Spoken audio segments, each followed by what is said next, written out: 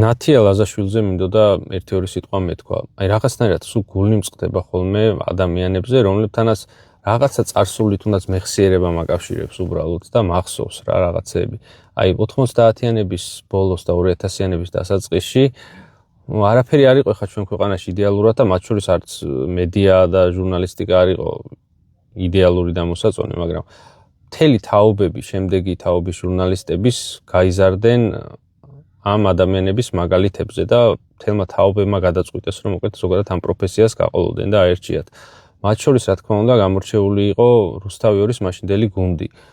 პირველ რიგში გიორგი სანაიათი დაწყებული, რა ვიცი, გაგრძელებული ზუსტადაც ნათია ლაზაშვილით. გვახსოვს თარგამაძე, ინგა გრიგოლია, ეკა ხოფერი, ანუ მაშინ აი რამდენი ადამიანი გვახსოვს, ალბათ 10 ჟურნალისტზე მეც ესე ვერ ჩამოვთვლით, ხო? ეხა აღარ გავაგრძელებ. და აი იმ თაობის ხალხი, რომელსაც შეეძლოთ რაღაცნაირად ჟურნალისტიკის მეტრები ყოფილიყვნენ დღემდე და საპატივსაცემლო ადამიანები.